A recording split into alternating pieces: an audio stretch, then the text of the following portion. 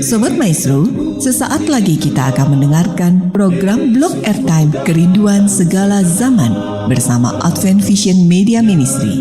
Selamat mendengarkan. Yesus mau datang segera. Shalom para pendengar yang dikasihi Tuhan dimanapun Anda berada. Saudara saat ini sedang bersama Advent Vision Media Ministry dalam program Kerinduan Segala Zaman bersama saya Dr. Grace Lantung. Para pendengar sekalian, program Kerinduan Segala Zaman adalah program yang khusus membahas tentang buku Kerinduan Segala Zaman. Buku ini telah diilhamkan Tuhan dan dicatat di Library of Congress sebagai buku biografi Yesus yang menjadi favorit.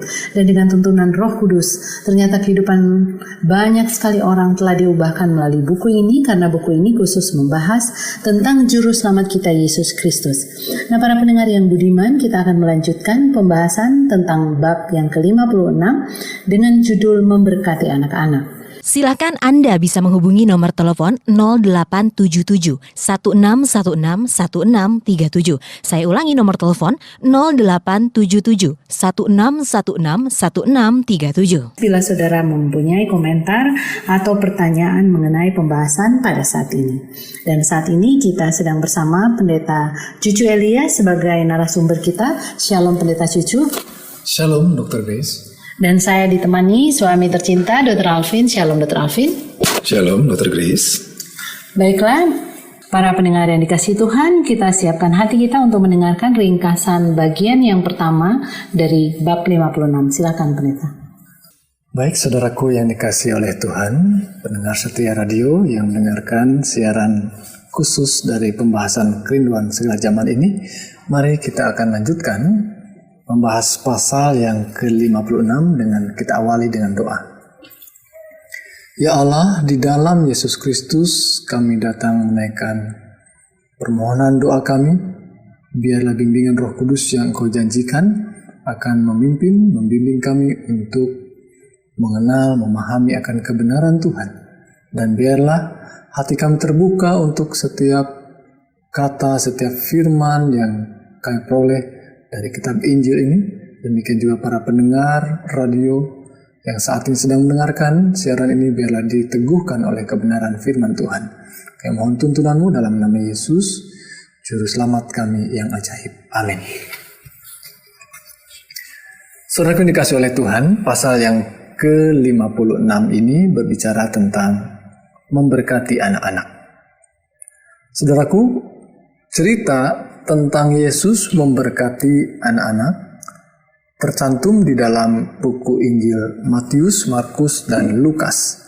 Dan sering kita menyebut ketiga Injil ini sebagai Injil sinoptik, yang mana ketiga-tiganya menceritakan satu tema yang sama dengan sudut pandang yang saling memperlengkapi.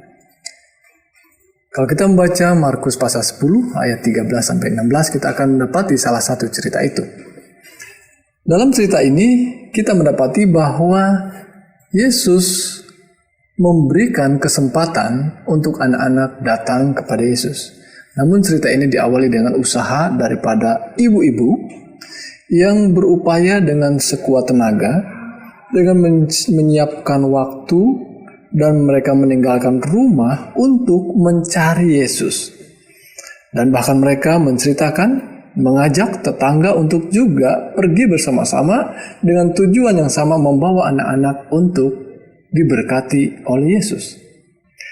Tentu ini satu pengalaman yang menjadi berkat, menjadi pengajaran bagi kita seharusnya, bagi para ibu-ibu khususnya, untuk dengan penuh sukacita berusaha untuk membawa anak-anak datang kepada Yesus, untuk lebih banyak mendengarkan kebenaran, untuk mendapatkan kisah-kisah yang boleh memberikan pengajaran yang membentuk tabiat daripada anak-anak.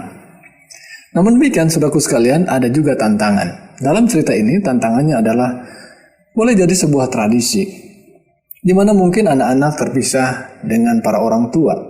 Anak-anak dipisahkan dalam kegiatan-kegiatan bersama orang tua, dan para murid melihat ketika ibu-ibu berbondong-bondong dengan anak-anak datang ingin bertemu dengan Yesus, dan kelihatannya Yesus pun dengan menunjukkan simpati kepada mereka, tetapi dengan banyaknya orang di sana, kelihatannya murid-murid hendak melarang mereka, dan mereka, murid-murid maksudnya, dengan melarang mereka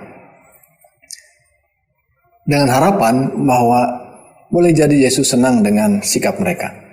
Tetapi, saudaraku sekalian, Yesus menunjukkan simpati dan menunjukkan kekeliruan sikap daripada muridnya dengan mengatakan, biarkanlah anak-anak itu, janganlah menghalang-halangi mereka datang kepadaku, sebab orang-orang yang seperti itulah yang empunya kerajaan surga. Dan saudaraku sekalian, ada banyak cerita di dalam kehidupan Yesus. Namun, saudaraku sekalian, sekalipun banyak cerita, ada banyak mukjizat yang terjadi, cerita yang satu ini khusus disisipkan dalam kitab Injil Sinoptik untuk menunjukkan pentingnya cerita ini, bahwa Yesus berharap bahwa kita jangan sampai ada sikap kita, kata-kata kita yang menghalang-halangi anak-anak datang kepada Yesus. Jangan menghalang-halangi anak-anak untuk bisa mendapatkan kesempatan untuk menerima pertumbuhan rohani ketika mereka mendapatkan kegiatan-kegiatan rohani. Baik, saudaraku sekalian, perjalanan ibu-ibu, dan di zaman sekarang tentu saja ada banyak tanggung jawab ibu-ibu, apalagi dengan ibu-ibu yang bekerja, tetapi jangan pernah lupa bahwa ibu-ibu memiliki tanggung jawab untuk membawa anak-anak kepada Kristus, agar mereka diteguhkan, dikuatkan di dalam perjalanan pertumbuhan mereka untuk menghadapi situasi-situasi yang mungkin akan lebih sulit, tetapi dengan membawa mereka kepada Yesus, anak-anak akan semakin dipersiapkan, dikuatkan, dan bahkan melewatinya dengan kemenangan iman. Baik, mungkin ini ringkasan dari pasal yang ke-56, bagian yang pertama. Mungkin ada yang kita akan diskusikan berikut. Kami persilahkan. Terima kasih Pendeta Cucu, para pendengar yang dikasihi Tuhan. Yesus menyukai anak-anak dan Dia disukai anak-anak. Karena Yesus telah datang ke dunia untuk menyelamatkan anak-anak sebagaimana juga orang dewasa. Kami berharap pendengar masih terus bergabung bersama kami dalam pembahasan bab ke-56, buku Kerinduan Segala Zaman. Jika saudara mempunyai komentar, pertanyaan, dan permohonan untuk kami doakan, silakan Anda bisa menghubungi nomor telepon 0877 1616 1637. Saya ulangi nomor telepon 0877 1616 1637. Pendeta Cucu, Dr. Alvin, saya memberikan komentar pertama untuk bagian pertama bab 56 ini. Dalam bab ini dari ketiga buku Injil ya, disarikan menjadi satu bab dibahas khusus tentang anak-anak. Jadi menurut saya seperti bab yang lalu, bab 55, 3 ayat dibahas menjadi satu bab, menunjukkan betapa penting topik itu bagi penulis. Jadi anak-anak yang dibawa oleh para ibu untuk diberkati oleh Tuhan. Di sini mungkin bagian pertama kita bisa mengulas tentang peran ibu. Saya seorang ibu dan seringkali merasa dikecewakan oleh anak-anak, mungkin tidak sesuai dengan apa yang kita harapkan.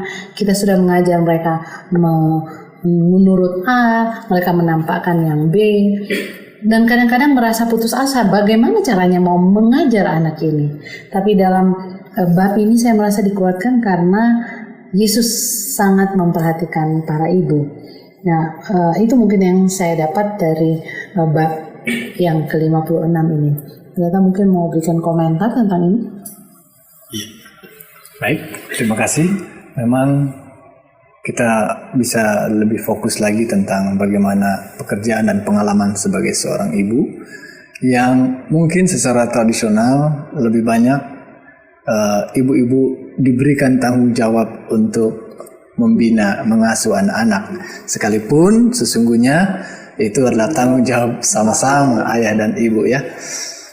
Baik, mungkin bagus juga untuk secara tradisi seperti itu, oleh karena mungkin kebanyakan para bapak yang berusaha sekuat tenaga bekerja di luar rumah, dan ibu-ibu yang berada di dalam rumah. Namun demikian, fakta menunjukkan bahwa boleh jadi ibu-ibu tidak mengarahkan anak-anaknya kepada Yesus di dalam arti bahwa pengalaman misalnya ketika mengajar anak, memaksakan anak belajar dan belajar, apalagi sudah mau ujian. Bahkan anak-anak sulit untuk mau bermain, dan bahkan mungkin juga tidak diarahkan dengan awal yang baik dengan berdoa dan mengawalinya dengan renungan firman Tuhan. Sehingga anak diarahkan kepada hal-hal yang sekuler yang walaupun mungkin kelihatannya baik.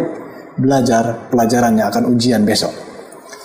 Itu salah satu juga yang perlu dicermati. Boleh jadi ada yang mungkin lebih sekuler daripada itu, membiarkan anak-anak dengan tontonan, dengan permainan-permainan games yang mungkin saya berpikir bahwa sangat bukan itu makanan mental mereka. Demikian juga membawa mereka ke tempat-tempat bermain yang mungkin tidak selayaknya juga. Karena ada tempat-tempat bermain yang mungkin menolong mereka bertumbuh dalam fisik mereka, mental mereka, itu sangat baik tentunya. Tetapi pergi ke tempat-tempat yang hanya untuk memuaskan kepuasan mata, kepuasan selera saja. Dan itu yang perlu dipertimbangkan mungkin bagi para ibu di dalam membawa anak-anak kepada Yesus. Anak-anak perlu diarahkan dalam pengalaman mereka, dalam kegagalan mereka, dalam kesulitan mereka untuk belajar bergantung kepada Tuhannya, dialah Yesus Kristus. Oke, terima kasih. Dr. Arvin mungkin mau memberikan komentar? Ya, kalau kita lihat di dalam bagian yang pertama ini, bahwa itu murid-murid yang juga sebenarnya murid-murid ini kalau kita lihat siapa mereka, ada yang sudah berkeluarga ya, tapi kita tidak tahu apakah mereka punya anak. Tapi artinya seperti Petrus kan dia punya istri. Ada cerita tentang ibu mertua Petrus yang sakit, ya kan?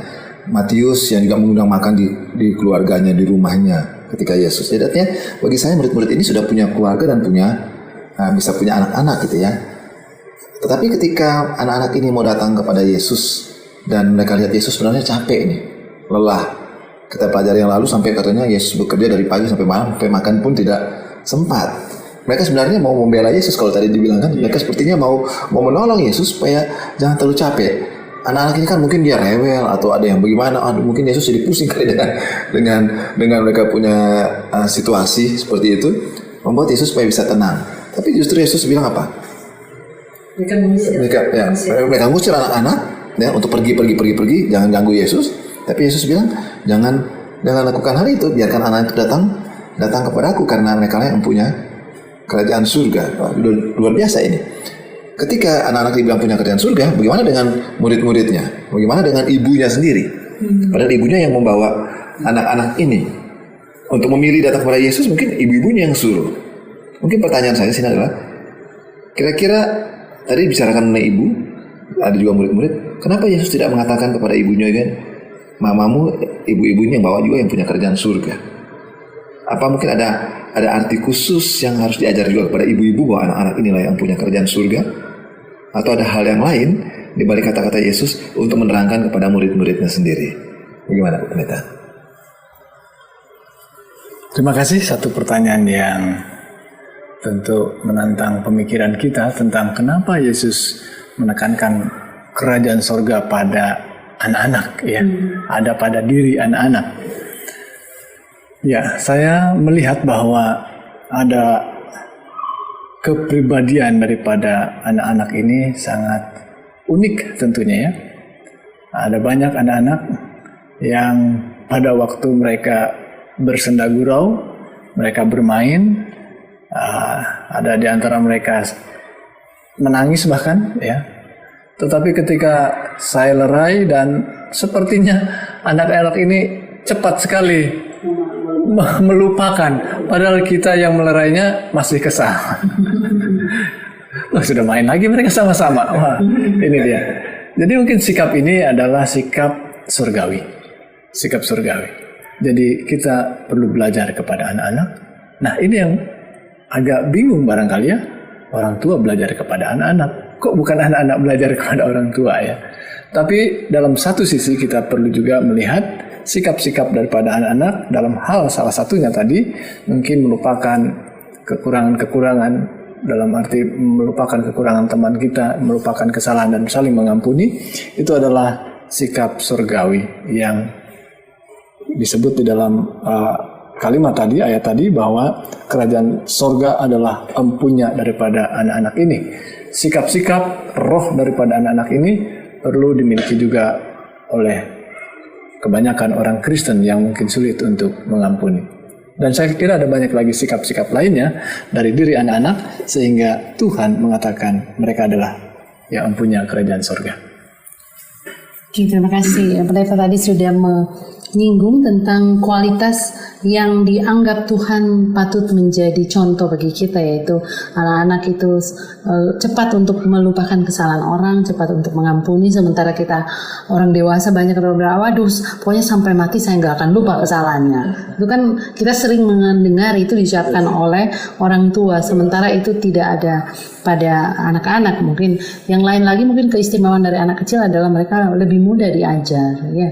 Kita orang tua lebih kopek kadang-kadang ya, lebih sukar untuk diajar. Dan kalau kita lihat latar belakang dari cerita di dalam bab yang ke-56 ini, dikatakan mulai dengan seorang ibu yang dengan membawa anaknya kemudian ketemu tetangga-tetangganya dan menceritakan bagaimana dia mau pergi untuk mendapatkan berkat. Rupanya kebiasaan dituliskan di bab ini, pada zaman itu anak-anak biasa dibawa kepada rabi untuk dimintai berkat, atau kalau kita didoakan agar anak-anak itu diberkati. Jadi ini adalah suatu kebiasaan yang ternyata adalah suatu hal yang dikehendaki oleh Tuhan untuk memberkati anak-anak, sehingga gantinya murid-murid tadi sudah disampaikan Dr. Alvin bahwa mereka pikir Tuhan tidak senang anak-anak itu datang, ternyata malah Tuhan tidak senang kepada murid-murid yang menolak anak-anak itu. Nah, saya ingin mendiskusikan tentang pemberkatan anak-anak.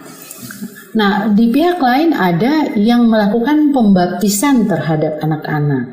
Nah, apakah ini suatu hal yang sama? Apakah juga pembaptisan anak ini adalah juga pemberkatan seperti yang dimaksudkan oleh Yesus itu? Gimana, Pendeta? Ya, baik, satu pertanyaan bagus sekali tentu untuk diungkap, bahwa pertama, kalau membedakan antara pembaptisan anak atau pembaptisan bayi dengan pemberkatan anak atau menumpangkan tangan menyampaikan doa berkat pada anak-anak, ini adalah sesuatu yang berbeda ya. Dan tentunya ada prinsip yang bisa digali daripada kata itu sendiri, bahwa baptisan itu adalah satu pelayanan yang mencelupkan seseorang ya, ketika dibaptiskan. Dan anak-anak dalam baptisan itu Tuhan meminta kita untuk hanya barang siapa mereka yang percaya dan dibaptis. Artinya anak-anak belum bisa ditanya apakah mereka percaya atau tidak.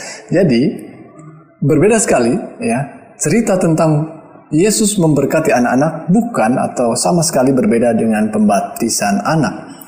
Jadi pelayanan pemberkatan anak adalah satu upacara yang berbeda kalau itu mau diseremonialkan ya. Bisa juga tentu saja dibuat secara khusus di gereja dalam membuat pemberkatan anak ya.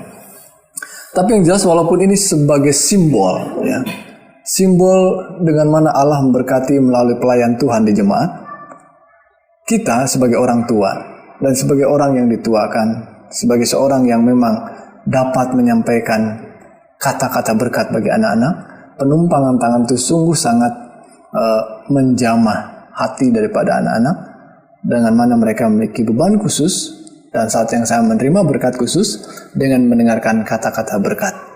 Dan kata-kata itu akan menolong mereka untuk mengingat ketika mereka dikuatkan ketika mereka mendapatkan kesulitan tertentu.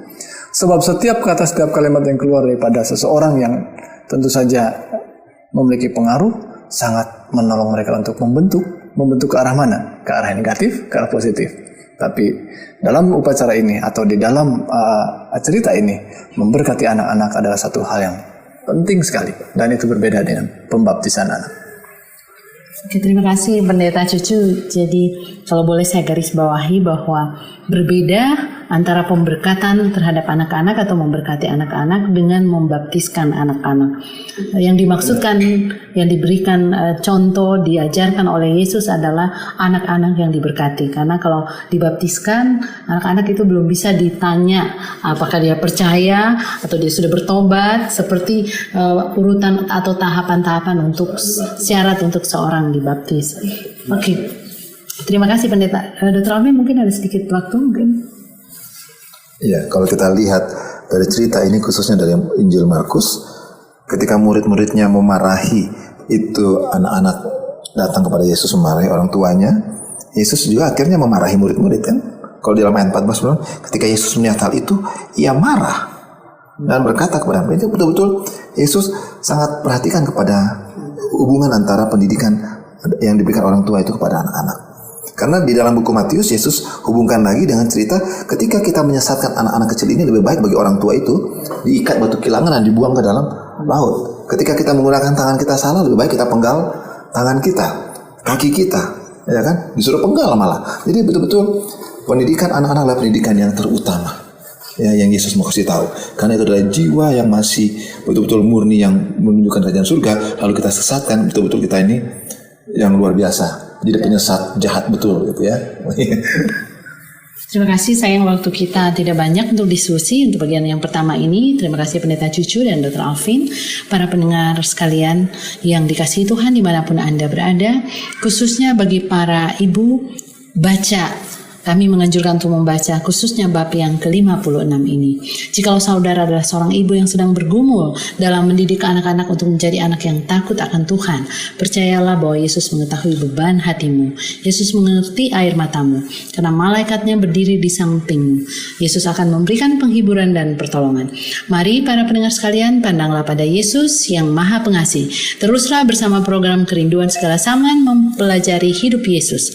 Dan jika saudara mempunyai komentar, pertanyaan, bahkan permohonan untuk didoakan, Silakan Anda bisa menghubungi nomor telepon 0877 1616 1637. Saya ulangi nomor telepon 0877 1616 1637. untuk mengakhiri pembahasan kita bab yang ke-56, mari kita dengarkan kesimpulan yang akan disampaikan Pendeta Cucu.